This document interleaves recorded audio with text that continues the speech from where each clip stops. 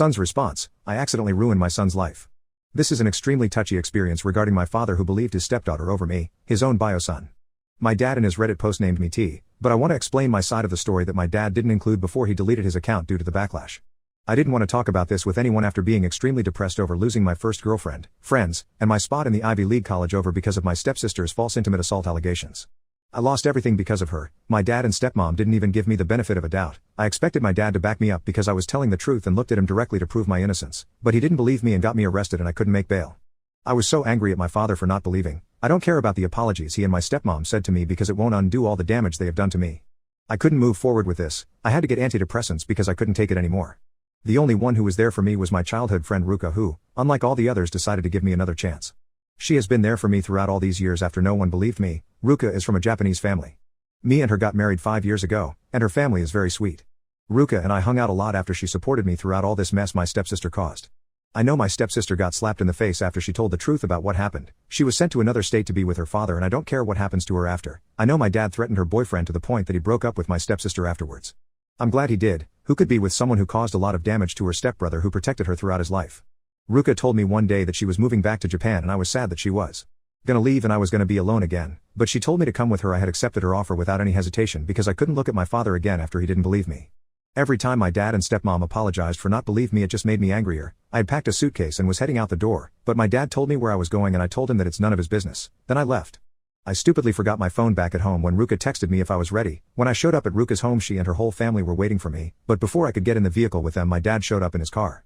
Ruka's family didn't want my dad anywhere near me, but I could see the tears in his eyes as he tried to stop me from leaving. I then saw that he had my phone and I told him, what the hell does he want?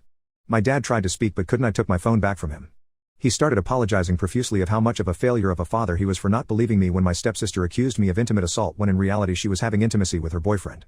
I straight up told my dad he failed. I couldn't hold back the tears and cried as well. I told him what he did was unforgivable and that I found his Reddit post and told him that the way he was trying to self-victimize himself for sympathy was a cowardly move. I told him, why did he not believe me? I thought he had my back. My dad couldn't utter the word to give a response. I berated him and called him every name in the book. I told him that everyone hated me because of my stepsister's lies and I still had a broken heart after my first girlfriend left me because of stepsister's false accusations. Everyone I know and used to be friends with called me a monster. I told him that I'm gonna move with Ruka's family because I couldn't stand him anymore with his empty apologies that meant nothing to me. It just made angrier. I told him nothing would change my mind after my image and reputation among people I knew was destroyed because of my stepsister. He begged me tearfully not to go and even dropped to his knees while crying. Ruka quietly told me that I should forgive him. I told her I didn't want to because everything I did before all of this went down was for my dad's sake, to be proud of me. I did everything for my father and did my best to impress him after working hard to get into the Ivy League college.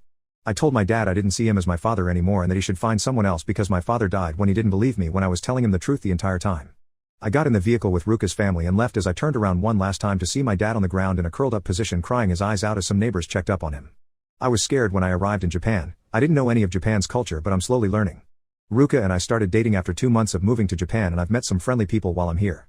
It's been several years from what happened and Ruka and I have been happily married, but we agreed to not have any children. All I can say is that applying for citizenship is extremely difficult than I thought. Last I heard from my dad is that he ended it after several weeks since the last time I saw. I don't know why he called me T in his original post, but now I know why, but I still have never forgiven him. I had no one when the false intimate allegations happened and I thought my dad at least had my back. Before I most likely decide to leave this account, I want to say that Ruka's family have always seen me as a son because Ruka was an only child, but another fact is that one of Ruka's family members was falsely accused of intimate allegations that costed him his house, job, image, reputation, and friends. He was later proven innocent, but the damage was done. Ruka's family wasn't aware of the false intimate allegations until I told them. Ruka didn't tell them because she still had hoped that the intimate allegations were not true. So yeah, that's pretty much what happened after Dad deleted his Reddit account after posting his story, but I will say now is that I'm living a happy life in Japan with Ruka. Thanks for listening to my side of the story.